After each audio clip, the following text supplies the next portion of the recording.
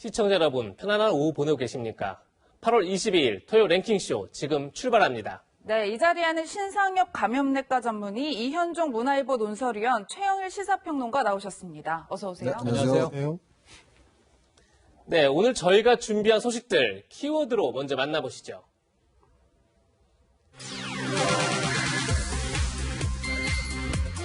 시한폭탄, 공신, 가공, 컴백 이런 단어들이 보이는데 먼저 첫 번째는 시한폭탄입니다. 코로나19 시한폭탄 얘기인데 광화문반 시한폭탄 터지나 이렇게 제목을 달았습니다. 네, 이번 주말이 2차 대유행의 분수령이 될 것이다 이런 전망이 나옵니다. 코로나19 평균 잠복기가 5.2일이죠. 광복절 집회발 집단 감염의 잠복기가 끝나고 이번 주말 발현될 가능성이 매우 높은데요. 역학조사를 거부하던 사랑제일교회가 오늘 새벽까지 경찰에 압수수색을 받았습니다. 영상으로 먼저 만나보시죠. 어젯밤 8시 40분 압수수색이 진행됐는데요. 교회 측 변호인의 입회하에 교인 명단과 연락처 등을 확보했다고 합니다. 압수수색은 4시간 20분간 진행됐는데요. 그래서 오늘 새벽 1시에 끝났습니다. 지금 사랑제일교회 변호인의 모습도 보이고 무슨 유튜버들로 보이는데 이제 회견을 하는 모습도 보이고요. 경찰과 좀 실랑이를 하는 것도 지금 화면에 보이고 있습니다. 압수수색에 의해서 역학조사가 진행됐고 지금 경찰들이 이제 압수수색을 했던 그 압수수색 함에 담아서 지금 나오는 모습이 보이고요. 네, 역학조사가 진행됐었는데 그 얘기부터 들어보시죠. 수번이 활동을 한 것은 20일 날 17시부터였습니다. 방금 22일 토요일 04시에 완료했습니다. 이렇게 길어지게 된 것은 사랑제일교회 측에서 처음에는 반대하여서 교회 문이 닫혀 있어서 할 수 없었고, 그런데 오늘 압수수색 이후 사랑제일교회 측에서 문을 열었고 역학조사에 대해서 동의해줘서 완수하게 됐습니다. 네, 이현정 의원이 앞서 보신 영상에서 보면 네. 그 경찰청 박스 8개 정도로 증거물이 확보가 됐다고 하는데 그렇습니다. 이제 역학조사에 좀 속도가 붙는다. 저희가 이렇게 보면 될까요? 원래 그제에는 사실은 이제 서울시와 경찰이 이제 동원돼서 감염법 관리법에 의한 행정조치로서 이제 이 명단 제출을 요구를 했었거든요. 근데 원래 당초에 이 사랑의 제일교회 측에서 제시한 명단은 한 900명 정도밖에 되지 않았습니다. 근데 그걸 확인하는 과정에서 한 500명, 600명 정도가 실제로 확인이 안 된 상황이었어요. 이미 뭐 본인은 교회 다니지 않는다고 이야기하는 사람도 있고 또 해외에 거주하고 있다는 사람도 있고 그래서 사실은 이 명단 자체가 정확하지 않다라고 해서 두 차례 걸친 이제 제출을 요구를 했지만 그 사랑의 제일교회 측은 압수영장이 가지고 오지 않으면 절대 허용할 수 없다라고 이야기를 했고 그 사이에 이제 문재인 대통령이 강력한 조치를 취하라는 이야기가 있었죠. 그렇죠. 그래서 경찰이 압수영장을 발부받아서 어제 저녁부터 이제 압수영장에 이제 집행에 나선 겁니다. 이번에 대상은 일단 교인 명단 확보가 가장 우선입니다. 지금 이 정광훈 목사 측에서는 예전에 교인들이 한 3,000명에서 4,000명 정도 된다라고 이야기를 했었거든요. 네. 더군다나 지금 사랑의 제일교회 측은 인근에 있는 장이동뿐만 아니라 전국적으로 신도가 퍼져 있습니다. 그렇다 보니까 전국적으로 어느 만큼 신도가 있는 것인지 또 하나는 지난 8.15 광복절 광화문 집회 때 동원된 명단 그걸 확보하는 게 좀 중요한 것 같아요. 네. 왜냐하면 당시에 많은 수의 이제 신도들이 동원이 됐었는데 누가 동원됐는지 좀 확인을 해야 되거든요. 그래서 아마 지금 경찰이 어제 압수한 물품을 가지고 실제로 갔던 사람들을 상대로 해서 지금 전화 확인이라든지 이런 상황을 통해서 일단 명단을 확인하는 그런 절차를 지금 밟고 있는 것 같습니다. 네, 앞서 말씀하신 대로 이틀 전만 해도 사랑제일교회 측은 교인 명단 제출을 거부하면서 방역당국과 밤샘 대치를 벌이기도 했는데요. 이 과정에서 음모론을 제기해 논란을 빚기도 했습니다. 영상 함께 보시겠습니다.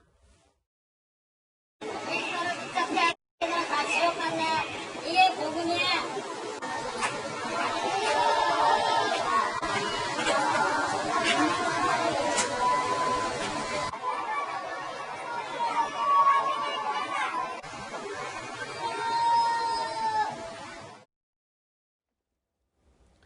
네, 사랑제일교회 얘기는 잠시 뒤에 다시 다루기로 하고요. 방역당국과 지자체가 초비상 상태입니다. 지금 집단 감염 이후가, 그러니까 신천지발 집단 감염 이후 처음으로 확진자가 이틀 연속 300명을 넘어섰는데 지금 화면 보시는 것처럼 17일 197명에서 200명대에다가 다시 21일부터 324명, 어제가 332명입니다. 그리고 17개 시도가 모두 다 확진자 나오는 게 중요한 것 같은데 지금 보시는 것처럼 서울이 127명, 경기도가 91명, 제주도까지 지금 나오지 않는 지자체가 없습니다. 예, 신사엽 전문의님. 네. 지금 이게 전국적으로 확진자가 전부 다 나오고 있는 상황, 이게 굉장히 심각한 거죠? 예, 그렇습니다. 이제 심각한 것도 심각한 건데 이제 결국 심각하다라는 거는 이 감염을 잘 관리하지 못하면 사망자가 늘어날 위험이 있을 때 이제 심각하다고 얘기를 하는 건데요. 예. 지금 이제 같은 300명이라도 이제 연령이나 이런 것들이 이제 좀 중요한 부분들이 있습니다. 이제 코로나19 같은 경우는 80대는 4명 중에 한 분, 70대는 10명 중에 한 분이 사망하는 그런 병이기 때문에 예. 이런 연령대가 많으면 중환자 치료 병상도 많이 필요하고 또 치료를 잘 못하면 이제 사망하게 되시는 그런 상황들이 벌어지는데 지금 이제 나타나고 있는 유행 중에 이제 상당수가 이제 사랑제일교회와 연관된 유행들이 많이 있는데 거기 지금 이제 환자들 연령대를 봤더니 70대가 10% 훨씬 넘고요. 예. 60대가 뭐 25%가 넘는 그 고 연령대들이 또 많이 발생을 하고 있고 지금 이제 저희가 걱정하는 것이 이제 사랑제일교회 발로 해가지고 광화문 집회를 통한 이제 유행들이 혹시 또 더 심하게 확산할까 걱정하고 있는데 지금 이제 광화문에서 이제 나타난 확진자들의 연령대는 지금 60대 이상이 70%가 넘는다고 하고 있어요. 그러니까 결국 지금 중환자 치료 병상은 굉장히 제한적으로밖에 확보가 어려운데 이제 이런 과정에서 이제 유행이 초기에 이제 잘 관리가 되지 못해서 막 1000명 단위로 2, 3일만 나타나게 돼도 이제 금방 병상들이 다 차게 되면서 중환자분들이 가뜩이나 이제 위험한 상황인데 병상 확보가 안 돼서 이제 돌아가실 수 있는 그런 상황들이 벌어질 수도 있기 때문에 네. 지금의 이 200명, 300명 단위의 이제 그 감염을 잘 관리하지 못하면 예. 앞으로 상당히 이제 위험한 그런 상황이 벌어질 수도 있습니다. 네, 평론가님뿐만 아니라 지금 그러니까 깜깜이 감염이라고 하죠. 언제 어디서 감염이 됐는지조차 확인이 네. 어렵다고 하는데 오늘 오전 속보에 따르면 서울 아산병 간호사도 확진이 됐고 맞습니다. 어제는 뭐 경찰청의 법원에 지금 확진자 안 나오는 곳이 없는 것 같아요. 그래서 52년 만에 처음으로 예비군 훈련이 중단됩니다. 네. 이런 일이 없었던 것이죠. 자, 지금 아까 공공시설 문제도 있습니다. 경찰청, 법원, 여기 서울시청도 일부 폐쇄가 됐었고요. 그런데 지금 우리 일상 모든 곳이 거의 다 감염 위험이에요. 패스트푸드, 카페, 산부인과, 요양병원, 말씀하신 대형병원, 거기다가 입시학원, 그러니까 또 특정 교회와 광화문 집회 아니고도 다른 교회에서도 계속 집단 감염이 나오고 있거든요. 그러니까 네. 소그룹 모임, 식사, 성경 공부 이런 데서 계속 확진이 되고 있기 때문에 첫 번째로는 조용한 전파가 상당히 우리 옆까지 지금 스며들어 있다. 그래서 오죽하면 방역당국의 정은경 본부장이 앞으로 2주만은 정말 집에서 움직이지 말아달라. 이게 뭐 2단계냐 3단계냐 행정명령이 중요한 게 아니고요. 우리가 스스로 자기 보호를 해야 되는 이 시국으로 접어들었다. 이런 생각이 듭니다. 네. 예, 조금 전에 전문의께서도 신천지 때보다 더 위험하다 그러면서 이제 고연령대가 많다 얘기를 하셨는데 실제 지금 고연령대뿐이 아니라 수도권에 집중돼 있고 또 전파력 자체가 굉장히 그때보다 빠르다. 이렇게 지금 전문가들은 보고 있는 거죠. 예, 그렇습니다. 이제 그 신천지 유행 때는 이제 대구라는 한 인구 500만 정도의 도시에서 이제 동일한 위험 집단이 어찌 보면 하나였거든요. 그러니까 방역 당국의 역량을 한 군데에 딱 집중해서 이제 열심히 이제 노력을 했었고, 그때 당시엔 또 이제 젊은 층이 많았었기 때문에 어느 정도 이제 커버가 되는 부분들이 있었는데 지금 2,500만의 이제 수도권 지역에서 한 군데가 아니라 굉장히 여러 군데에서 다양한 방식으로 이제 유행이 나타나고 있거든요. 그러면 방역 당국에서 그 각각에 있는 유행 수십 개를 갖다 전부 다 챙겨서 역학조사를 하고 최대한 빨리 이제 위험에 노출된 사람들을 격리를 해야 되는데 이게 사실 한계가 있을 수밖에 없거든요. 그래서 이게 이제 방역 당국의 통제만 가지고 이게 유행이 관리가 어렵다 보니까 네. 어쩔 수 없이 국민들의 도움을 받아서 사회적 거리두기를 강화해서 예. 그 방역 당국의 통제에 미진한 부분들을 보완할 수밖에 없는 그런 상황이 이제 벌어지게 되는 거죠. 그래서 이런 것들이 지금 빨리빨리 진행되지 않으면 이제 앞으로 이제 여러 위험에 노출될 수밖에 없는 상황입니다. 네, 실제로 이렇게 상황이 심각해지자 오늘 오전 정세균 국무총리는 특단의 대책이 필요하다고 이야기했는데요. 오늘 정 총리의 발언 들어보시겠습니다. 수도권 이외의 지역에서도 코로나19의 급속한 확산세를 막기 위한 특단의 대책이 필요한 상황입니다. 사회적 거리두기를 2단계를 전국으로 확대하는 방안을 논의하고자 합니다. 사회적 거리두기를 3단계로 격상하게 된다면 서민 경제와 국민 생활에 엄청난 타격이 가해질 것입니다. 국민 여러분의 인내와 협조를 부탁드립니다. 네, 전문가님 앞서서 사회적 거리두기 필요성을 언급해 주셨는데 정 총리도 2단계 시행을 전국적으로 확대해야 한다 이런 취지 이야기를 하고 있어요. 근데 일각에서는 3단계를 강하게 조치를 취해야 한다 이런 주장들도 있더라고요. 그 이제 사회적 거리두기라는 건 결국은 이제 한 사람이 이제 위험한 사람들을 만날 확률을 줄여가지고 이제 그 효과를 보는 건데 보통은 한 2에서 4주 정도 시간이 걸립니다. 근데 지금 우리 상황이 한 1000명 정도의 환자가 2, 3일만 나타나도 의료 시스템이 마비가 될 수도 있는 상황인데 그 2주 동안 그게 정말로 지금처럼 유지가 되면서 관리가 될 것이냐에 대해서 그 2주가 지나기 전까지 미래를 완벽하게 예측을 할 수 없단 말이죠. 그러니까 이런 상황에서는 최악의 상황을 먼저 이제 고려를 해서 최대한으로 사회적 거리두기를 강화해서 발생하는 환자 숫자를 갖다가 어떻게든 최대한 줄여야지만 의료 시스템 붕괴로 인해서 중증 환자가 사망하거나 제대로 치료를 받지 못하는 상황들을 만들지 않을 수 있기 때문에 방역의 견지에서는 사실 3단계로 올리는 부분들에 대해서 충분히 고려할 만한 그런 상황이 된다라고 봅니다. 네. 지금 조금 전에 얘기한 것처럼 이현주 의원님. 네. 내가 지금 1000명씩 한 두세 번만 나와도 의료 시스템 자체가 마비돼 버린다. 결국 그렇게 되면 이번 주말 방역에 실패한다면 3단계가 불가피해 보이는데 사실 3단계로 간다는 건 어떻게 보면 한국 경제가 올스톱된다. 이렇게 볼 수 있는 거잖아요.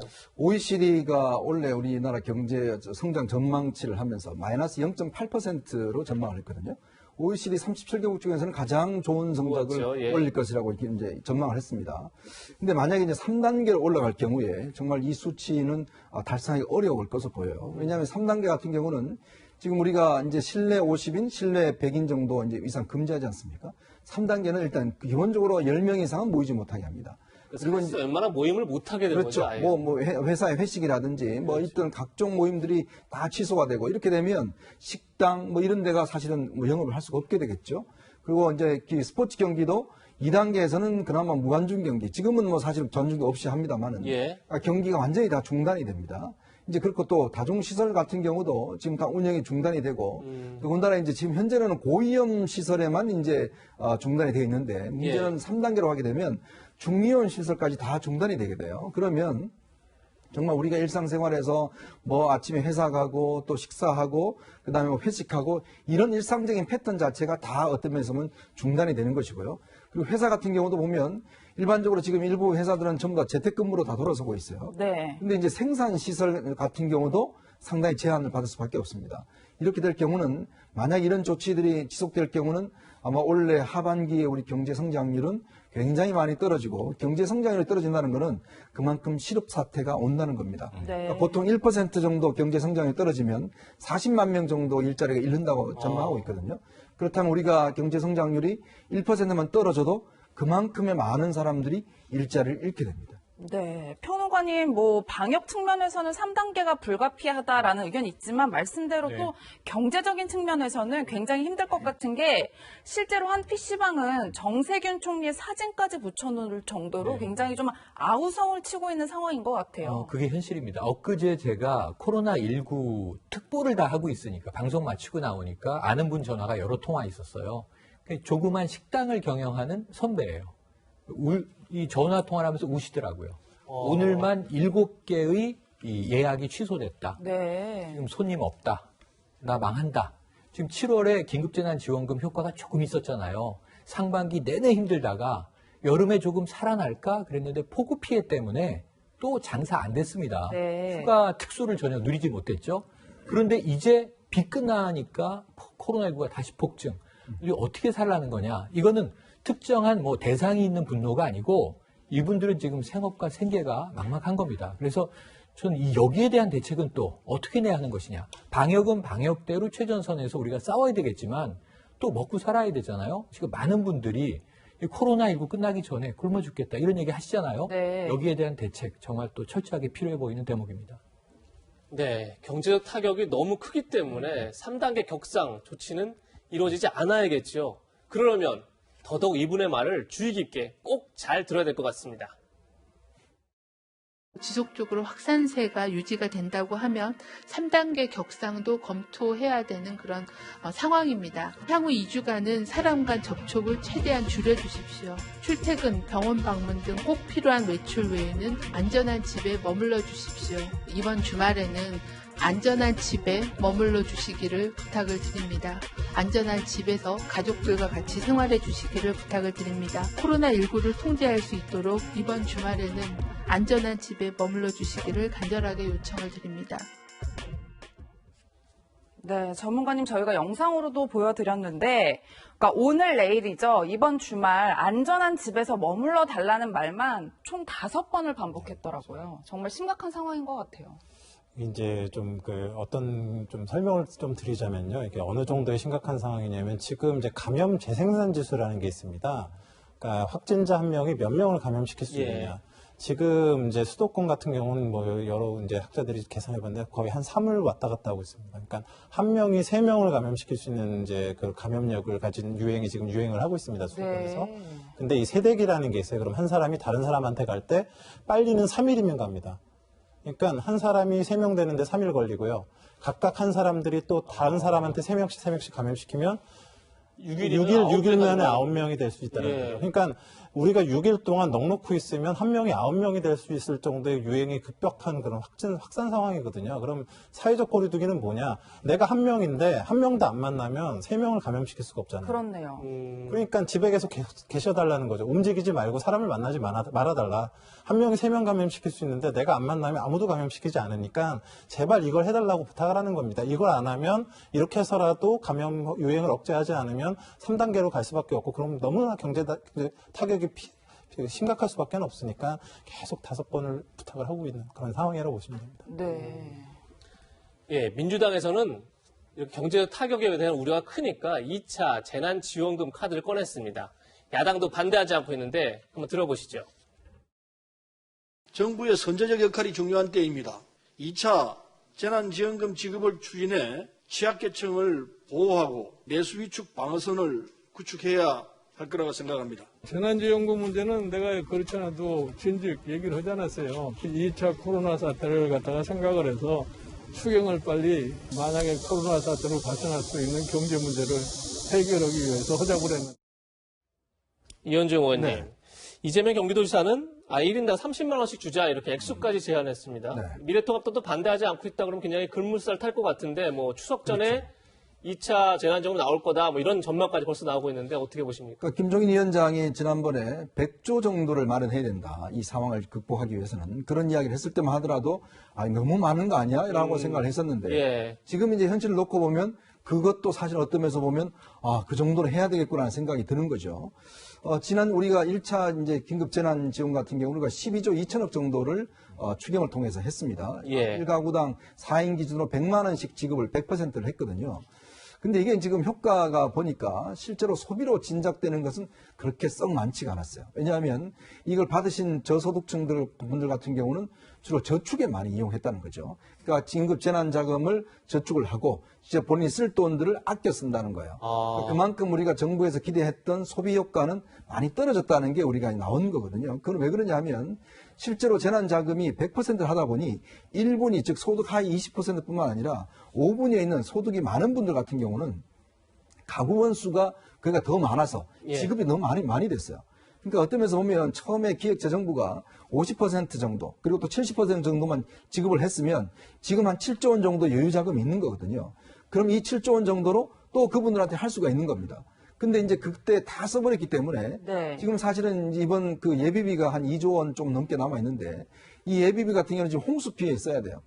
그러면 정말 어떤 면에서 보면 이 예산 자체가 거의 지금 없는 상황에 추경을 해야 됩니다.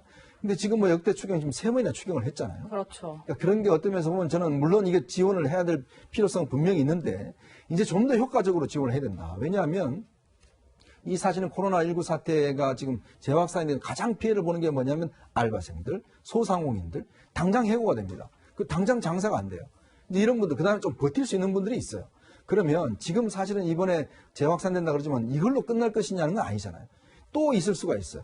그러면 그때는 또 써야 되거든요. 그러니까 어떤 면에서 보면 지금 뭐 30만 원 이렇게 이야기를 하시는데 저는 이 액수를 보다는 문제는 어떤 면에서 보면 가장 어려운 층한테 우리가 적절하게 하느냐. 저는 이걸 좀 고민해야 된다고 봅니다. 네. 왜냐하면 실제로 지금 하위 50%라든지 하위 예. 70%라든지 좀 견딜만한 분들은 좀 놔두고 실제로 그렇지 못한 분들한테 좀 집중적으로 지원을 해서 그분들한테 2번, 3번 지원을 하면 이게 굉장히 사회적으로도 보면 복지라든지 긴급 구조의 그런 시스템이 될 수가 있거든요. 네. 예전같이 그냥 다 주는 것이 실제로 소비 효과가 크게 없다는 게 확인됐다고 한다면 저는 오히려 1분이나 2분위까지 지원하는 그런 방안을 좀 적극적으로 검토를 해봐야 될 것 같습니다. 네, 평론가님 뭐 말씀을 종합해 보면 결국 문제는 이 돈이 다 어디서 나오느냐 이게 될 텐데 실제로 조정훈 시대전환 의원의 발언이 좀 논란이 되고 있어요. 보시면 공무원 월급의 20%를 깎아서 2차 재난지원금을 주자 이런 발언을 해서 굉장히 논란이 되고 있어요. 조정훈 대표, 시대전환 대표인데 1인 정당이기 때문에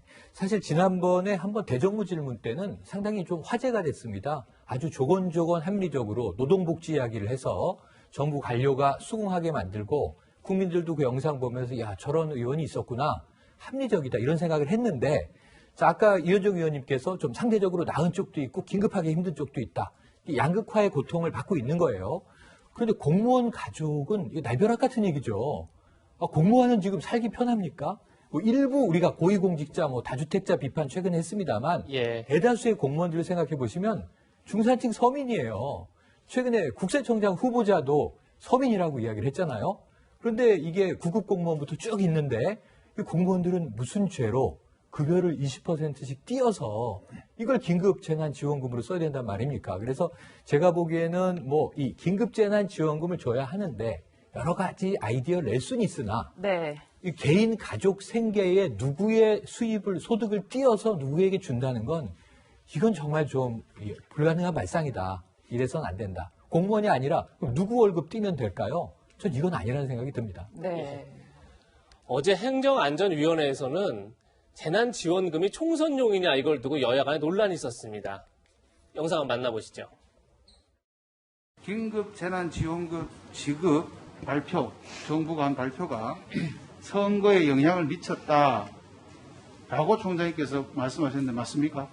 예, 맞습니다. 어떤 영향을 미쳤습니까? 어떤 영향을 미쳤는지 구체적으로 제가 말씀드릴 수는 없고요. 그냥 상식적인 판단이고 정부의 어떤 재난지원금 지급이 선거법에 위반된다거나 또 뭐 해서는 안 될 일을 했다 그런 의미는 아니고요. 왜 불법이라고 판단하지 않습니까? 정부의 당연한 활동이라고 생각을 합니다. 원론적인 답변인데 그 답변이 어떤 특정한 결론을 유도하는 답변으로 가서는 곤란하다. 이현중 의원님, 네. 방금 들으신 것처럼 선관위 사무총장이 재난지원금이 상식적으로 총선에 영향을 줬다 이렇게 얘기를 해서 굉장히 논란이 되고 있어요.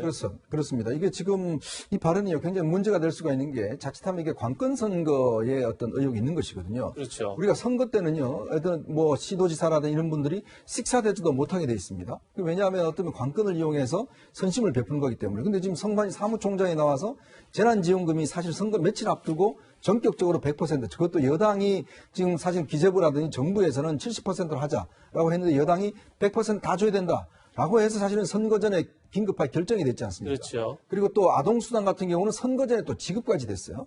자, 그런 걸로 놓고 보면 실제로 이번 선거에서 여당이 압도적인 다수를 차지했지 않습니까? 그 결과가 이 정치 전문가들은 이게 재난지원금이 상당히 영향을 미쳤다. 왜냐하면 내한테 지금 돈이 100만 원이 들어오면 이게 뭔가 집권 여당한테 유리하게 갈 수밖에 없는 거거든요. 예. 저는 지금 선관위 사무총장의 저 발언이 그냥 상식적인 발언이 아니라 저거는 저도 상식적으로 이야기할 수 있어요. 예. 선관위 사무총장이 이야기하는 거는 저거는 상식적이지 않다는 거죠. 왜냐하면 선거 사업을 총괄하고 있는 분이기 때문에 그래서 저는 저 발언 자체가 굉장히 앞으로 논란이 될 소지가 있습니다. 네. 예.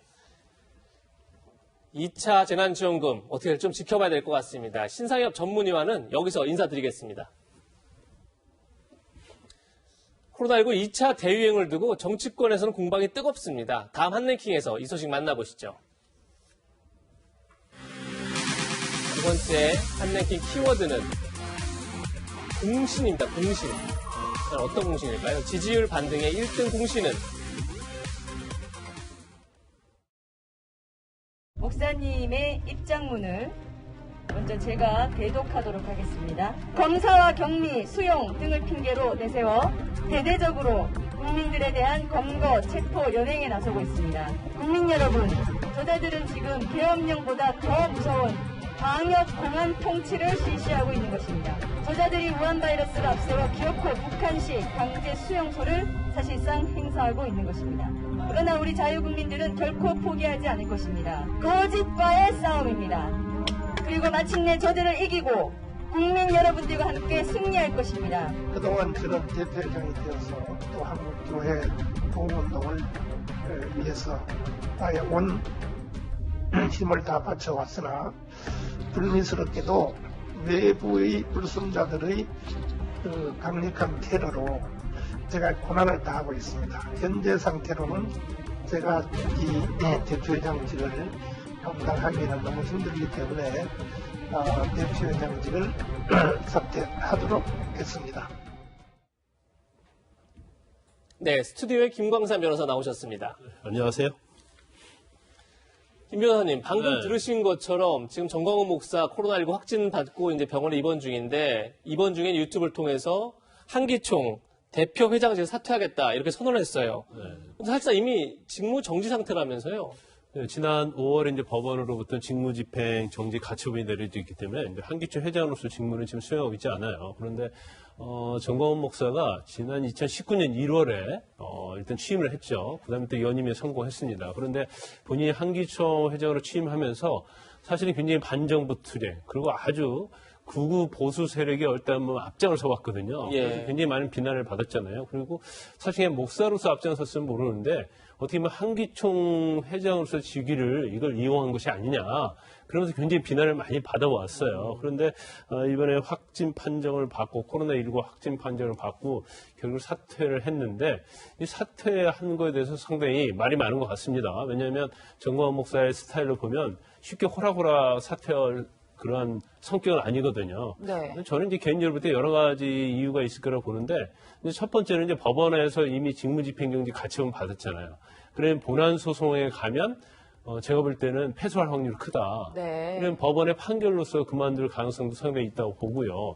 그다음에 두 번째는 본인이 그 녹취한 내용을 보면 강력한 테러로 고난을 당하고 있다 이런 얘기를 하고 있어요. 예. 어차피 시간이 지나면 한기총 회장에서 물러나야 하는데 이러한 어떤 순교자의 어떤 그런 이미지를 좀 형성하려는 게 아니냐 그런 시각이 좀 있는 것 같아요. 그래서 지금 이제 사랑제일교회 관련해서 굉장히 사법당국으로부터 굉장히 압박을 많이 받고 있잖아요. 또 경찰이 사랑제일교회에서 법 집행을 하려고 하고 또 사랑제일교회 관련된 확진자랄지 이런 거에 국민의 비난을 굉장히 많이 받고 있어서 결국 자기를 따르는 지지자들이 어떻게 보면 잘못하면 굉장히 무너질 수 있는데 거기에 대한 이제 돌파구로서 이렇게 사퇴를 하면서 지지자를 결집하려고 하는 것이 아니냐 이런 시각도 존재하고 있는 걸로 보입니다.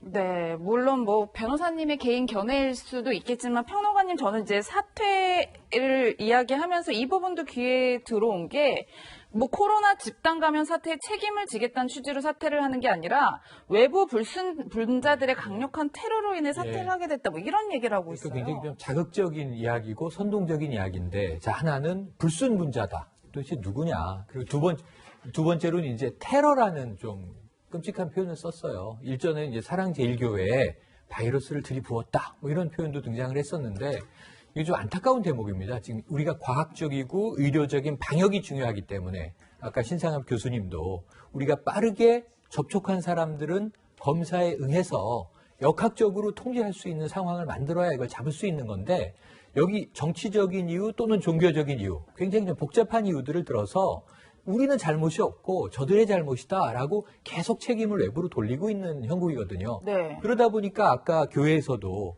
명단 제출하고 빨리 연락해서 검사 받고 아픈 분들은 치료받고 이것도 나라의 돈으로 또 아프지 않은 분들은 접촉을 최소화하고 이러면은 아무 문제 없는 건데 이 선을 자꾸 넘어가니까 이게 이제 위법의 경계를 왔다 갔다 하게 되는 거예요. 그래서 이런 전체적인 흐름에 좀 정광훈 목사의 태도나 이 생각 이런 것들이 너무 큰 영향을 주고 있는 것 아니냐. 저런 이야기를 들으면 또 정광훈 목사를 따르거나 이 경도되어 있는 분들은 굉장히 자극받지 않겠습니까? 네. 이게 테러래. 불순분자들이 했대. 심지어는 또 어떤 이야기도 도냐면 북에서 뭐 어떻게 했대. 이게 좀 이런 상황에서 방역당국이 가장 우려하는 게 팬데믹도 문제지만 인포데믹도 문제예요. 가짜 뉴스를 우리가 자제할 필요가 있다는 생각이 드네요. 네. 네, 두 분의 개인 의견을 들어봤고요. 광화문 집회 참석 이후 코로나 확진 판정을 받은 사람이 또 있지요. 차명진 전 의원 그리고 신혜식, 신혜한수 대표인데 두 사람이 전화 통화하는 게 유튜브로 생중계됐습니다. 두 사람은 이런 대화를 나눴습니다. 제 1층인데 반지하 비슷해가지고 아침에 일어나면 바닥에 습기가 꽉 차 있어요. 건강이 더 나빠지겠네. 그럴 것 같아요. 난 이런 생각도 들어. 밖에서 걸린 게 아니라 안에 들어와서 걸린 것 같아. 휴대폰으로 지금 나하고 통화하고 있구나. 안에서 걸린 것 같아, 안에서. 반지하니까 환기도 아니, 네, 이현정 의원님 네. 대화 내용을 잘 들어보면 치료 중인 병원에서 오히려 코로나에 감염된 것 같다, 뭐 이런 좀 황당한 이야기를 하고 있어요. 그러니까 참 이분들이 지금 일단 생활 그 치료소에 지금 들어가 있지 않습니까? 거기서도 계속 지금 유튜브를 하고 또 유튜브를 하면서 또 먹방 유튜브 비슷하게 해요. 자, 그러면서 계속 지금 뭐 내가 간호사한테 뭐 갖다 달라는데 안 갖다 준다든지 뭐 계속 이제 싸웠다든지 이런 이야기도 하고 또 차명진 전 의원 같은 경우도 내가 이불을 갖다 달라고 하는데 안 갖다 준다든지 이런 이야기를 하는데요. 지금 사실은 생활체험소에 계시는 이 관리하는 분들이 엄청나게 고생을 많이 하고 계세요. 그렇죠. 왜냐하면 이분들 전부 다 무슨 자기 집에 뭐 호텔에 온 것처럼 이렇게 요구를 하는 것인데 그런 상황이 아니거든요. 더군다나 지금 이렇게 생활보호소에 있으면 이게 전부 다 무료로 있는 겁니다. 우리 국민세금 하루에 한 60만 원씩 정도 지금 들어가는 거거든요. 그러니까 국민세금을 들여서 이분들한테 지금 치료를 하고 있는 상황입니다.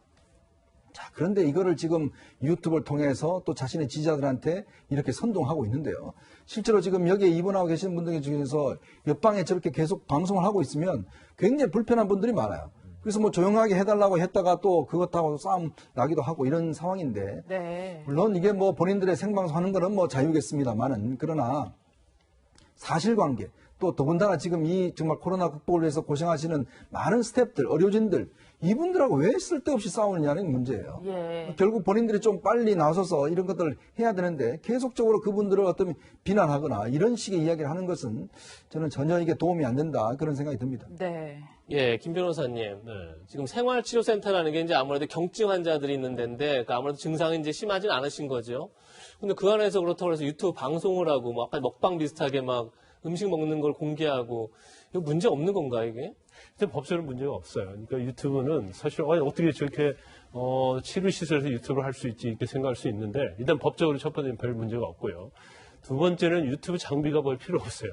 핸드폰만 있으면 그렇죠. 유튜브를 송출할 수 있기 때문에 저는 행위를 하고 있다고 봐요. 근데 사실 이번 광화문 집회와 관련해서 상당히 특히 이제 극우 보수 유튜브랄지 그 앞장섰던 사람들이 확진 판정을 받았잖아요. 그래서 사실 치료시설에 들어갔기 때문에 이제 좀 세상이 조용해지겠구나 했는데 이 유튜브라는 게 있어가지고 그 안에서 계속 유튜브 활동을 하고 있어요. 근데 그런 것 같아요. 그러니까 어떻게 보면 그 안에서 유증한 상태가 아니기 때문에 뭔가 계속적으로 외부로부터 관심을 좀 받고 싶고, 그다음에 지지 세력에게 뭔가를 좀 전파하고 싶은 그런 생각이 있는가 모르겠어요. 근데 저는 지금 뭐 신혜식 씨를 찍어서 얘기하는 건 아닙니다. 예. 일반적 보수 유튜버들이 유튜브 내용을 보면 우리가 상식으로 이해할 수 없는 그런 내용을 굉장히 많이 뉴스를 얘기를 해요. 근데 그 듣다 보면 정말 논리적으로는 그럴 것 같다는 생각이 들게 만들어요. 그러다 보니까 굉장히 구구적인 생각을 가진 분들이 굉장히 많이 시청을 하고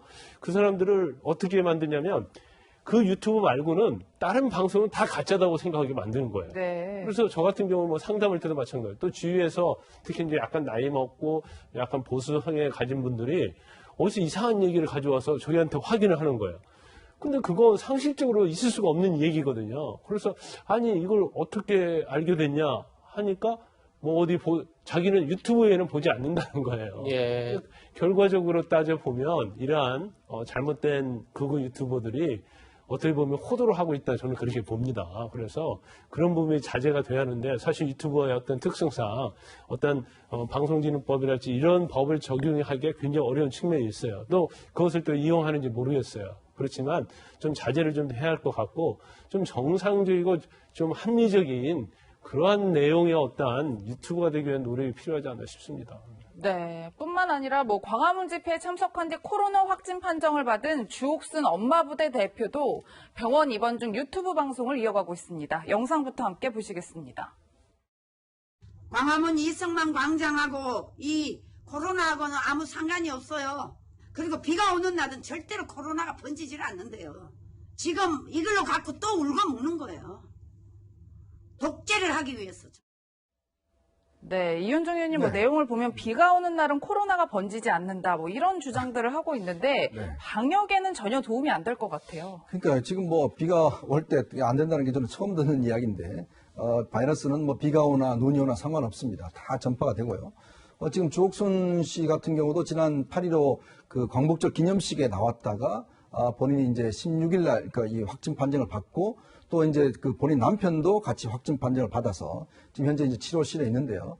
특히 이제 본인이 처음에 주장할 때 뭐라고 하냐면 15일 날 광화문 집회 끝나고 나서 찜질방에 가서 잤다라고 이야기를 하고 있어요. 네. 그래서 그날 방송을 하면서 찜질방에 자고 다른 분 집에서 방송을 한다는 이야기를 했는데 또 나중에는 찜질방에 간 적이 없다라고 이야기를 했습니다. 근데 문제는 만약에 찜질방에 간 게 사실이면 이 상당히 또 문제가 될 수가 있어요. 그래서 지금 현재 뭐 역학조사를 지금 해야 돼. 만약에 찜질방 같은 경우는 다중이 이용하는 곳 아니겠습니까? 그렇죠. 그리고 전날도 집회 지금 화면에 나오는 거 보면 지금 정강 목사에게 이렇게 물을 주는 그런 장면도 나오는데, 그러니까 그렇다 보니 이게 어떤 면에서 비말로 지금 전파가 되는 거거든요. 그러니까 본인도 마찬가지로 저렇게 전파를 한 상황에서 지금 가서 뭐 여기 굉장히 시설도 좋다, 뭐 아주 좋다라고 이야기를 하는데, 결국 지금 어떤 면에서 보면 이 바이러스는요, 우리가 뭐 이념을 따지질 않습니다. 이게 사실 바이러스라는 게 누구나 다 걸릴 수가 있는 것이고, 그렇죠. 더군다나 보수가 가장 기본적인 법치와 그다음 국가 시스템에 대한 존중입니다. 네. 그렇다면 어떤 면에서 보면 이분들이 국가 시스템을 인정하지 않고 법치를 인정하지 않는 것은 오히려 더 지지층들한테는 전 더 지지받지 못할 행위라는 걸 보여줘요. 그렇기 때문에 결국은 이분들이 그동안 보수적인 어떤 입장을 견지했다라면 좀 더 어떤 국가 시스템 이런 것을 좀 인정하고 다른 사람한테 피해를 주지 않습니까? 이제 그런 것들은 좀 사전에 차단할 노력이 필요한 것 같습니다. 네. 광화문 집회 참석한 대다수 사람들의 순수성은 저는 뭐 의심하지 않아야 될 것 같은데 일부에서 지금 보신 것처럼 이런 거짓 뉴스, 가짜 뉴스 그리고 음모론이 자꾸 제기되니까 정부는 결국 방해행위와 전면전을 선포했습니다. 필요할 경우에는 현행법 체포라든지 구속영장을 청구한다든지 이렇게 엄중한 법 집행을 보여주기 바랍니다. 악의적인 방역 활동 저해 행위에 대해서는 구속 수사를 원칙으로 하고 법정 최고형을 구형하도록 하겠습니다. 변호사님, 지금 추미애 장관 악의적인 방역 활동 방해, 구속 수사 원칙이다. 그리고 법정 최고형을 구형하겠다. 이를 두고 일부 법조계에서는 이건 장관을 얼건 아니냐 이런 얘기도 나오는데 어떻게 들으셨습니까? 뭐 그런 시각이 있는 것도 같아요. 그러니까 법무장관은 일반적인 지휘를 할 수 있지 구속 수사를 한다랄지 법정 최고형을 구형한다랄지 이런 형태의 어떤 지휘는 사실 지금 법 체계에 보면 이제 맞지는 않아요. 그런데 저는 이걸 꼭 뭐 얼건이라고 비난하는 것은 좀 도가지 지나치다는 생각을 갖고 있습니다. 그 이유 여러 가지 있지만 물론 이제 법무부 자체가 사법 행정 업무를 주로 해요. 그러니까 수사를 한다랄지 그런 건 아니죠. 뭐 재판에 참여하고 그렇기 때문에 원래는 이러한 내용 자체는 구속 수사를 원칙을 하고 엄정하게 하겠다는 것은 이전에는 이제 검찰총장들이 주로 많이 얘기를 했죠. 그런데 지금 뭐 우리가 최근의 상황에서는 이제 법무부와 검찰이 워낙 대립각을 세우고 있고 그렇기 때문에 추미애 장관이 좀 더 한 발 앞서서 이런 얘기를 하지 않았는가 싶어요. 그런데 총장이 좀 이런 얘기를 할 수 있도록 했으면 얼마나 좋았을까 이제 그런 생각을 하게 됩니다. 그런데 사실 뭐 진영 장관도 마찬가지고 진영 장관은 행안부 장관이기 때문에 경찰을 지휘하는 거 아닙니까? 그리고 진영 장관이랄지 이제 행정부의 이제 장관들이 이거에 대한 어떻게 대응하겠다는 단호한 의지를 보이는 거기 때문에 뭐 추미애 장관이 충분히 이런 얘기를 할 수 있다고 저는 봐요. 네, 이현정 의원이 이런 가운데 뭐 정부가 앞다퉈 이제 강력한 조치를 하겠다 이렇게 이야기를 하고 있는 가운데 문재인 대통령 국정 지지율 결과가 나왔어요. 그런데 지난주보다 무려 8%포인트나 올랐어요. 정부 조치에 좀 힘이 실린다. 저희가 이렇게 평가할 수 있을까요? 네, 뭐 일단 지지율 이야기하기 앞서서 저는 사실은 우리가 신천지 사태 때도 보면 정부가 강력한 조치를 하는 것도 저는 뭐 당연히 해야 되지만 그렇게 할 경우에 방역적으로 보면 굉장히 문제가 있습니다. 왜냐하면 숨어듭니다. 신천지 사태 우리 경험했지 않습니까?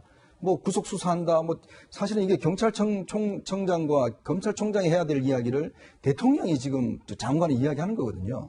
그러니까 예를 들어서 이거를 무조건 뭐 구속시키라, 체포하라, 그다음에 뭐 법정 최고형 때리라 이렇게 이야기를 하면 물론 속은 시원하겠죠. 듣는 사람 입장에서 대통령 잘한다 이야기를 하겠죠.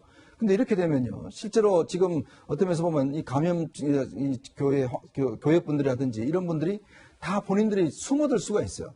방역적으로 보면 굉장히 어떤 면에서 나쁜 영향을 미칠 수가 있습니다. 그분들을 어떻게 하든지 간에 빨리 나와서 검사를 받도록 이렇게 유도하는 게 정부가 할 일인데 저렇게 강경한 조치만이 과연 방역을 위해서 좋은 것인가. 자, 그렇기 때문에 어떤 면에서 보면 저는 굉장히 정치적인 접근이라고 보는 거예요. 왜냐하면 저렇게 강하게 이야기를 하면 지지율은 오릅니다. 예. 그러니까 항상 전쟁을 할 때는 지지율이 올라요. 근데 문제는 지지율 오른 걸 그렇지 않고 우리가 지금 중요한 문제는 방역을 하는 게 중요한 목적 아니겠습니까? 그렇죠. 그렇다면 지금 집권 여당이 이런 상황에 지금 부동산 문제 때문에 굉장히 공경에 처하다가 지금 코로나 재확산을 하면서 이렇게 나와서 강경한 이야기를 하면 지지율 올라가니까 다들 이렇게 이야기를 하는데 실제로 이런 것들이 과연 방역에 도움이 되겠는가라는 걸 따져볼 필요가 있는 것이고요. 또 항상 이렇게 지지율만 도움이 되는 것만 이렇게 강하게 나올 수 있는가. 불리한 거는 아예 말도 안 하고 유리한 거는 저렇게 매일 나와서 이야기를 하고 그러니 어떤 면에서 국민들 입장에서는 불신이 있는 겁니다. 어떤 당장은 효과가 있을지 모르겠지만 장기적으로 봤을 땐 정부에 대한 불신감만 저는 키워준 게 아닌가 그런 생각이 듭니다. 네, 통합당 지지율 상승세가 제도에 걸리니까 정광훈 목사 등 광화문 집회에 나선 극우단체들과 미래통합당은 선을 긋고 나섰습니다. 김종인 비대위원장은 유치하다 이렇게 얘기했습니다. 아니한 대처를 했기 때문에 이런 사태가 벌어진 거라고요. 정쟁으로 일삼는다는 것에 대해서는 나는 여당의 자세 자체가 좀 유치하다고 생각해요. 정광훈 세력은 그 방역당국 경고 아예 무시하고 대규모 집회 열어가지고 코로나 전국 확산의 촉매자가 된 겁니다. 나라가 올바른 방향으로 또 국민의 지지를 모으는데 걸림돌이 됩니다. 심리 세계를 한번 진단을 해봐야 될 것 같아요.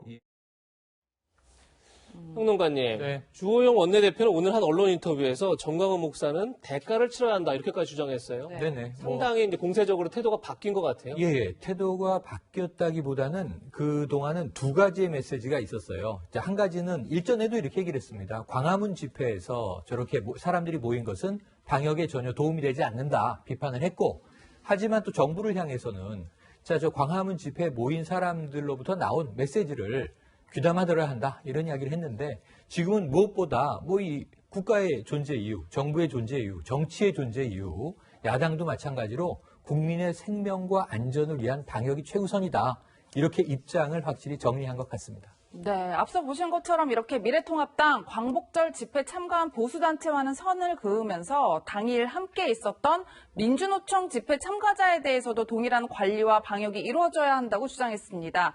어제 국회 행안위 회의 모습 함께 보시겠습니다.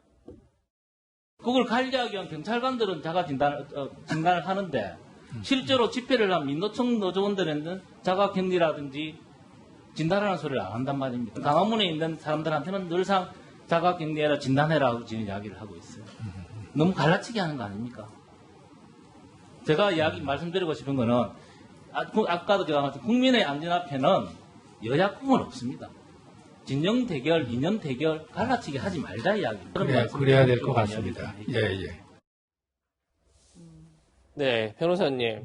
지금 제기한 게 광복절날 보수단체 집회뿐이 아니라 민노총도 같이 2,000명가량의 모인 집회가 있었습니다. 그런데 지금까지 정부에서 광화문 집회 참석자들은 빨리 이제 나와서 검사 받아라, 자가격리해라 얘기했지만 이상하게 민노총 집회에 대해서는 특별한 얘기가 없었어요. 거기에 대한 문제 얘기를 한 건데 어떻게 보셨습니까? 근데 야당 입장에서 보면 이거 이중잣대로 이렇게 얘기할 수도 있어요. 왜냐면 민노총도 수천 명 모였다는 거 아닙니까? 그래서 그거 보니까 춤도 추고 여러 가지 이벤트를 하더라고요. 그러면 사실 그렇게 많이 모였다고 한다면 코로나19가 확산될 수 있는 그런 경우가 충분히 있을 수 있기 때문에 민노총도 똑같이 해야 한다고 봐요. 그러니까 내부적으로 똑같이 했는지 모르겠어요. 그런데 워낙 사랑제일교회랄지 아니면 극우 보수의 어떤 리더들이 이렇게 걸리면서 이제 그거에 굉장히 중점을 뒀던 게 아닌가 싶고요. 아마 만약에 민노총에 대해서 실질적으로 진단이랄지 이제 그런 걸 진행하고 있는지는 모르겠는데 만약 민노총에 대해서 전혀 그런 절차를 진행하지 않았다가 민노총 내부에서 그 집회에 참가했던 사람들의 어떤 확진자가 나오면 그건 굉장히 정부에게 불리하게 작용할 거예요. 그러니까 정부도 마찬가지로 민노총에 대해서도 아마 적극적인 방역과 관련된 정책을 시행을 해야 한다고 보고요. 저는 이제 광화문 집회와 관련해서 통합당에 대해서 좀 한 말씀 좀 드리고 싶은 말씀이 있어요. 그러니까 광화문 집회 자체를 열게 되면 이게 굉장히 코로나19와 관련돼서 굉장히 위험이 있다는 것은 누구나 알 수 있었던 거 아닙니까? 그렇죠. 그럼 적어도 이걸 뭐 저는 통합당이 거기에 뭐 적극적으로 뭐 해서 책임이 있다고 보지는 않아요. 예. 그렇지만 방임의 책임이 있다고 봐요. 왜냐하면 그곳에 모인 보수적 세력, 어떤 보수적인 성향을 가진 사람들은 통합당을 지지하는 사람이잖아요.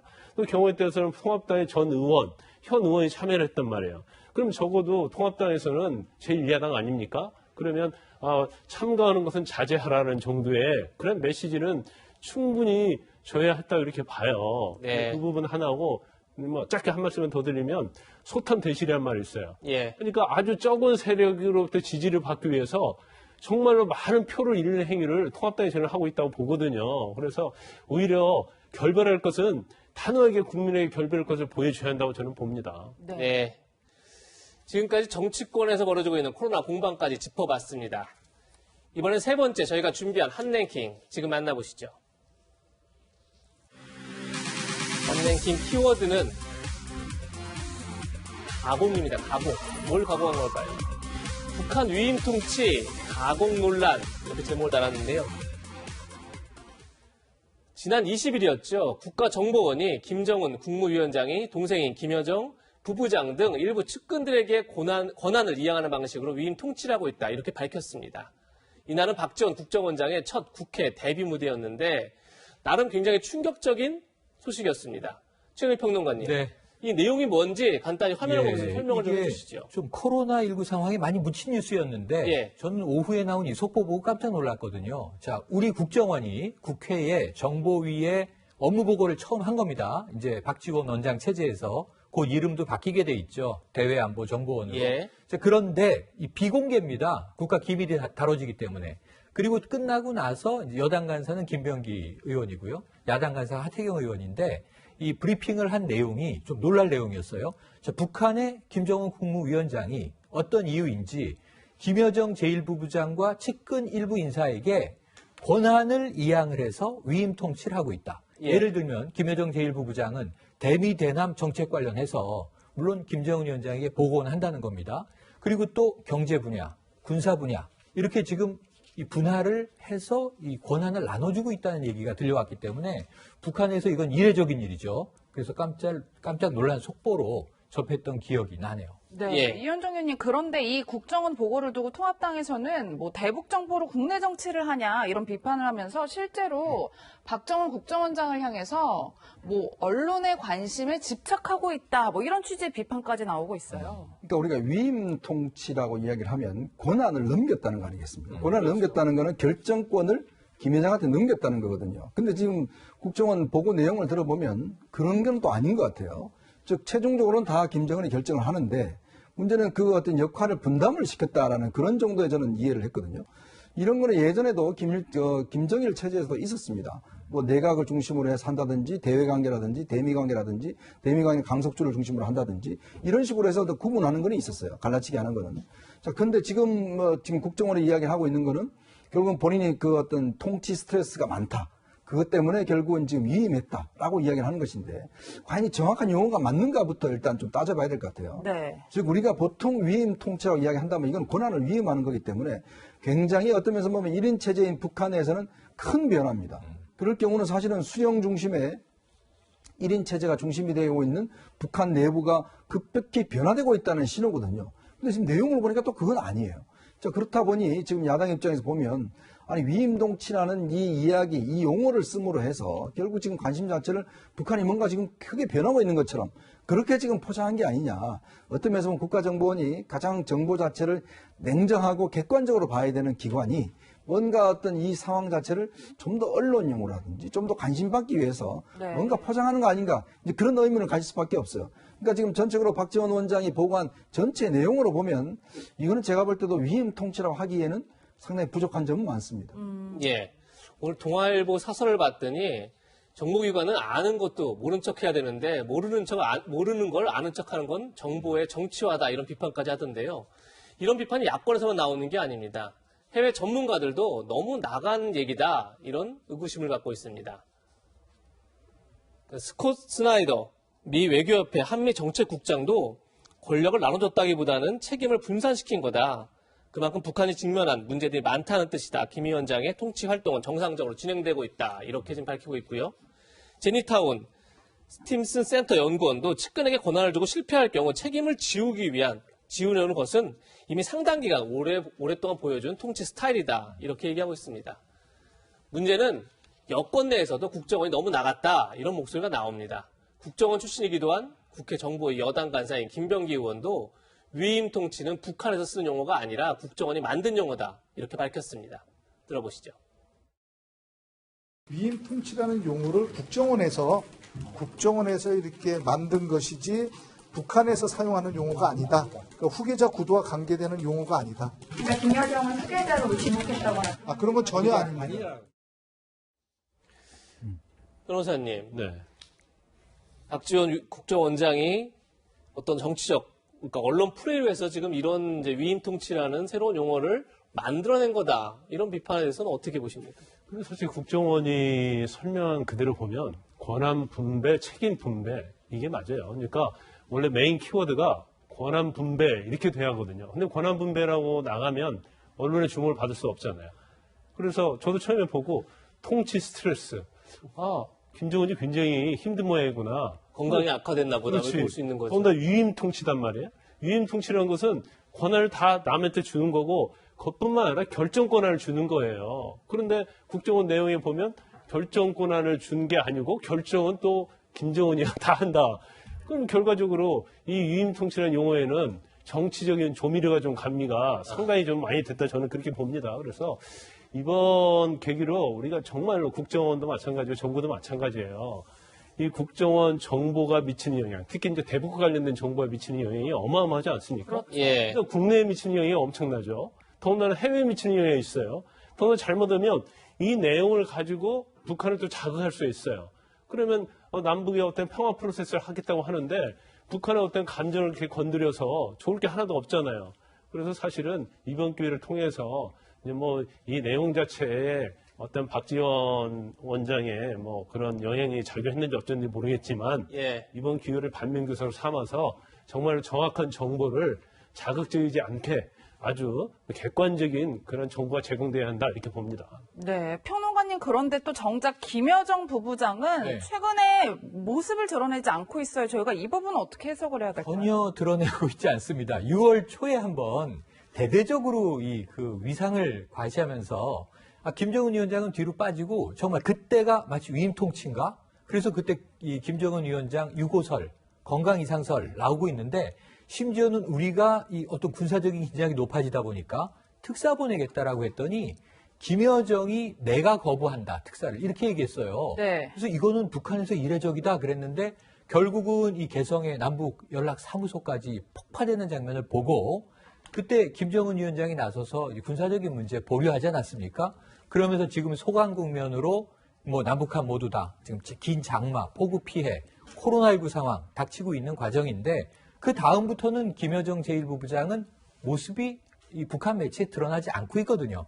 그런데 이게 위임 통치라는 이야기가 나오니까 더더욱 김여정 위원장의 지금 활동이 확인되지 않고 있는 가운데 의구심만 커진 것 같습니다. 네, 변호사님 저희가 뭐 이 이야기도 꼭 짚어봐야 할 것 같은데 왜 최근 김정은 위원장이 경제정책 실패를 굉장히 이례적으로 인정을 했잖아요. 네. 근데 이런 가운데 이제 노동신문에 북한 간부들이 일종의 반성문들을 줄줄이 올리고 있어요. 저희가 내용을 이렇게 좀 CG로 준비를 해봤는데 그 내용을 좀 살펴보면 결국 실패 책임은 본인들에게 있다. 이런 내용이 주를 이루고 있더라고요. 아까 말씀드린 것처럼 권한 분배, 책임 분배 그거 일맥상통하는 얘기예요. 그래서 5개년 계획이 실패했다. 이걸 잘 인정한 자체는 실패했다고 하면 지도자가 책임을 져야 하잖아요.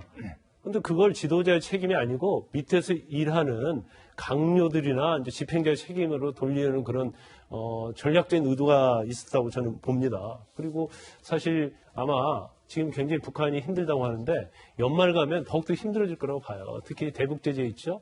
코로나19 있죠. 최근에 홍수로 인해서 수해가 엄청나게 발생했잖아요. 그러면 거의 북한 자체는 제가 볼 때는 경제 지원 면에서는 상당히 초토화됐다고 봐요. 그래서 지금 올해 북한 경제 성장률을 마이너스 8.5% 잡고 있잖아요.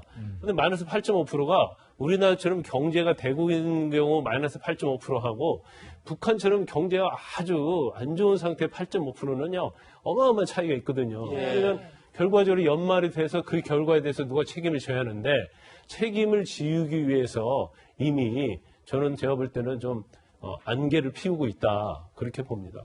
예. 이현종 의원님, 네. 물론 중간 간부들이 지금 자기 반성을 하고 있다 이런 얘기가 나오지만 어쨌든 김정은 위원장이 스스로 경제정책 실패를 자인하기도 하고 또 2017년에 신년사에서 능력에 따라가지 못하는 자책 속에 지난해를 보냈다 이런 말도 하고 원래 수령은 오류가 없애야 된다, 그렇죠. 무오류론 이런 게 있었는데 상당한 좀 변화된 모습 같긴 해요. 근데 김일성 시대에 한번 이제 이 경제 정책의 실패를 한번 인정한 적이 있어요. 사실은 이제 주체 사상도 그렇고 수령의 무오류론이 그동안 사실은 북한 사회에 있었는데 김정은 위원장 집권 이후에 본인의 어떤 실책을 좀 이 고백한 적이 몇 차례 있었습니다. 근데 이번 같은 경우는 어떤 면에서 보면 경제 전략 전체에 대한 실패를 인정하기 때문에 굉장히 이례적인 것이죠. 근데 이걸 두고 이제 일부의 뭐 정세현 수석 부의장 같은 경우는 북한이 정상국가로 가는 것이다라고 이야기를 하는데 저는 그렇게 전혀 보지 않습니다. 결국은 뭐냐면 북한 사회가 결국 최고 지도자가 반성을 해야 밑에 사람도 반성하는 시스템이에요.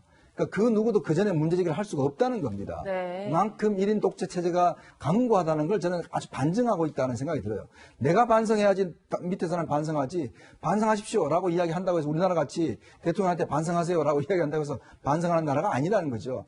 그만큼 1인 독재 체제가 강화된 것인데 문제는 이제 아까도 분석하셨지만 결국 앞으로 있을 실패에 대해서 내 책임만이 아니라 당신도 책임이 있다라는 것을 시적으로 하는 거예요. 제가 볼 때는 아마 앞으로 누군가는 책임을 지울 겁니다. 이제 그런 현상들이 아마 연말쯤 되면 본격적으로 나타나지 않을까 싶습니다. 네, 그럼 북한 소식은 여기까지 다뤄보고요. 지금부터는 연예계로 펴진 코로나 이야기를 짚어보겠습니다. 저희가 준비한 마지막 한 랭킹 만나보시겠습니다. 네, 마지막 한 랭킹은 컴백인데요. 누구의 컴백일까요? 네, 가요계 제왕들의 컴백입니다. 코로나로 침체된 가요계에 오랜만에 반가운 소식이 들려왔습니다. 가요계 제왕들이 연이어 컴백한 건데요. 뭐 관련 내용은 좀 잠시 뒤에 전해드리고요. 그 전에 연예계 코로나 상황부터 한번 짚어보겠습니다. 평론가님, 지금 배우들에게도 코로나 감염이 시작됐다. 뭐 이렇게 볼 수 있을 것 같아요. 우선은 이제 참 안타깝게도 대학로 인근의 소극장에서 연극을 준비하던 극단에 문제가 터졌습니다. 네. 극단 산이고요. 이 재밌을 것 같은 제목인데 짬뽕 앤 소라고 하는 연극을 준비하던 배우가 서성종 씨를 지금 필두로 해서 허동원, 김원혜 이런 이제 배우들이 쭉 이 코로나 확진 판정을 받았는데 네. 한 극단에서 무려 17명이 관련해서 확진이 나온 거예요. 근데 문제는 뭐냐 하면 연극 배우들이 워낙 저소득입니다. 예. 이분들이 이제 드라마나 영화에도 출연을 하시는데 이 서성종 씨는 KBS 드라마 그놈이 그놈이다라는 드라마에 조연으로 나가고 있었어요. 네. 그러다 보니까 이 드라마 촬영까지 중단되는 그러한 이제 상황이 방송가에 쫙 퍼졌던 거죠. 네. 예. 그러다 보니까 지금 이제 조연급 배우들의 이제 코로나 확진으로 인해서 다시 이제 주연 배우들도 다 뭐 고아라 씨라든지 오만석 씨라든지 남궁민 씨라든지 다 코로나 진단 검사를 좀 받고 있는 그런 상황인데 이현종 의원님, 네. 다행히 음성 판정 받았어요? 네, 일단 뭐 지금 이제 처음에 이제 같이 밀접 접촉자 이런 분들이 이제 음성은 받긴 받았는데 굉장히 안심할 상황은 좀 아닌 것 같습니다. 예. 왜냐하면 이게 드라마 제작이나 이런 것들이 보면 뭐 스텝진도 있고 분장하시는 분도 있고 뭐 여러 가지 분들이 굉장히 같이 많으시죠. 이제 종사해서 어떤 같이 작업을 하지 않습니까? 그렇다 보니 한 명만 예를 들어서 하더라도 굉장히 밀접하게 좀 이게 감염될 우려가 있는 것이고 그렇기 때문에 지금 KBS 같은 경우는 뭐 드라마를 잠정 중단하기도 했어요. 한 일주일 동안 지금 촬영을 잠정 중단하기도 하고 방송국들이 다들 지금 비상입니다. 왜냐하면 방송국의 특수한 환경이라는 게 사실 이런 어떤 한 명만 걸려도 여러 명한테 지금 확대될 수가 있는 거거든요. 그렇죠. 근데 지금 아마 지금 현재로서는 이제 음성으로 판정은 다행이지만 앞으로 아마 이런 부분들은 굉장히 조심을 해야 될 것이고 지금 방송국도 사실 비상입니다. 네, 평론가님 그래서일까요? 배우 조재현 씨는요, 네. 본인의 SNS에 제발 마스크 좀 쓰자 이렇게 독려하는 사진을 올리기도 했더라고요. 그 글을 보면 그 마음이 그대로 읽힙니다. 배우 조재윤 씨 요즘에 워낙 캐릭터 있는 연기로 뭐 인기 상승, 주가 올리고 있는 인기 있는 배우분인데 저 글이 이렇습니다. 지금 내 마음이다. 제발 마스크 좀 제발 이렇게 쓰고 있어요. 그러면서 정말 지금 확진된 동료들, 지인들에게 빠른 쾌유를 비는 내용과 동시에 지금 방송가에서 일하는 배우들, 뭐 감독, 스텝, 작가 다 마찬가지입니다만 다 패밀리 아닙니까? 그러니까 가족 같은 사람들인데 예. 한 사람만 확진돼도 다 퍼질 수 있다는 거죠. 그런 절박감을 SNS를 통해서 전하기도 했습니다. 예, 이현정 의원님 이렇게 뭐 방송국뿐만 아니라 웹툰 작가라고 하죠. 박태준 씨도 양성 판정을 받았는데 본인의 근황을 SNS에 끊임없이 올리고 있긴 하더라고요. 네, 뭐 이분도 지금 이제 양성을 판정받았는데 물론 웹툰 작가 같은 경우는 외부하고 이렇게 접촉하지 본인도 그 이야기 했어요. 자기도 작업실 내에서만 생활을 했고 100m 정도만 이렇게 근방에서만 했는데 어떻게 걸린지 모르겠다라고 이야기를 하면서 지금 보니까 열이 한 평균 38도 정도가 오른다고 그래요. 네. 이분이 기침이 심하고 이제 근육통이 굉장히 있고 또 오한이 하루에 1시간 정도씩 온다고 그럽니다. 그러니까 이게 사실은 뭐 각자 나타나는 증상이 조금 다르긴 하지만 특히 이제 미각이 없어지고 후각이 없어진다는 게 아마 일반적인 우리가 정상이거든요. 우리가 좀 전에 이야기했지만 뭐 정치인들 같은 경우는 뭐 괜찮다는 이야기를 하지만 이게 일주일 정도가 상당히 고비라고 그래요. 일주일 정도 지나고 나면 굉장히 어떤 면에서 보면 증상이 심화된다고 그러거든요. 그렇기 때문에 이게 한번 걸리면 건강한 사람도 굉장히 어려울 수가 있습니다. 정말 조심해야 됩니다. 네, 확진된 분들의 빠른 쾌유를 빌고요. 이런 가운데 앞서 짚어본 대로 가요계 제왕들의 반가운 컴백 소식이 연이어 들려오고 있습니다. 변호사님, 나훈아 씨가 컴백을 한다고요? 네, 1년 3개월 만에 이제 컴백을 한다고 그럽니다. 그래서 이미 이제 8월 20일 날 신원 음원을 발표를 했어요. 근데 그 수록곡은 9곡인데 여기 이제 신곡도 있고요. 이제 기존곡도 있습니다. 어느 60대 노 부부의 이야기, 이건 굉장히 우리가 많이 들었던 노래고, 최근에 이제 트로트 열풍이 불었잖아요. 그래서 사실 방송 뭐 채널만 들으면 다 트로트인데, 그렇죠. 그 트로트 부르는 노래 중에 굉장히 많은 부분이 나훈아 씨가 불렀던 노래, 작사, 작곡이 됐던 노래들이 많아요. 그런데 저는 이 9곡 중에서 좀 관심이 가진 노래가, 예. 그 테스 형이라는 노래가 있어요. 아, 테스 형이 뭐지? 이렇게 생각했더니, 소크라테스. 그래서 소크라테스를 테스 형이라고 부르는데 아마 호재하는 사이였던 모양이에요. 나훈아 씨하고. 그래서 그 내용 중에 어떤 게 있냐면, 테스 형 왜 이렇게 살기가 힘드냐. 그런 취지로 물어보는 얘기가 있고, 또 마지막 부분 보면, 테스 형 저 세상 가보니까 더 좋더냐. 그리고 천국이 정말 있더냐. 이제 이런 식으로 트로트로 불렀더라고요. 그래서. 되게 철학적인. 예. 그러니까 트로트에서 아마 이제까지 나온 트로트 중에서 제일 철학적인 트로트 노래가 아닐까 싶습니다. 네, 실제로 음악이 궁금한 시청자분들 많으실 것 같은데요. 타이틀곡 내게 애인이 생겼어요. 잠시 들어보시겠습니다. 애인이 생겼어요. 너무 좋아. 좋습니다. 네, 평론가님 지금 노래가 흘러나오고 있는데요. 기존의 곡들과는 달리 좀 잔잔한 발라드 곡인 것 같아요. 아니, 그러니까 트로트 하면 다 신나는 곡, 뭐 흥이 나는 곡만 생각하시지만 나훈아 씨의 지금까지 주옥같은 히트곡 중에는 영영을 비롯해서 상당히 발라딕한 트로트 많고 저는 저 음악이 지금 딱 느낌이 가을 느낌인데 바로 히트 예감이 듭니다. 테스 형도 저 굉장히 재밌게 들었고 명작. 근데 이 9곡의 노래가 이번에 발표됐는데 각각 이 나훈아 씨의 스토리를 담고 있는 거예요. 9개의 인생 이야기인데 그럼 이 곡을 딱 타이틀곡으로 들으면 나훈아 씨 애인 생기셨나? 이런 느낌이 들 정도의 그런 이제 이 정말 애잔한 노래여서 저는 당장 내일부터 아마 방송가에 쫙 풀리지 않겠는가 한번 기대를 해봅니다. 네. 우리 가요계의 또 다른 제왕이 있죠. 저 약간 뒤에 그림 보셨었는데 한국을 넘어 전 세계에서 활약하고 있는 방탄소년단도 어제 신곡을 발표했습니다. 기자회견 먼저 들어보시죠.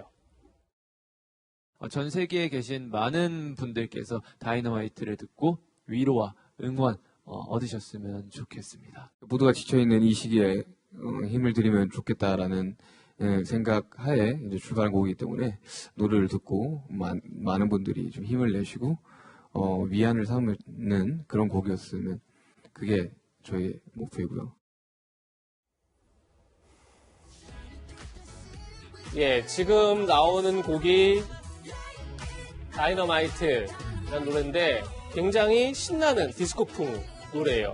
이현중 의원님, 이번 노래 특징이 전체가 다 영어로 되어 있다고 하더라고요.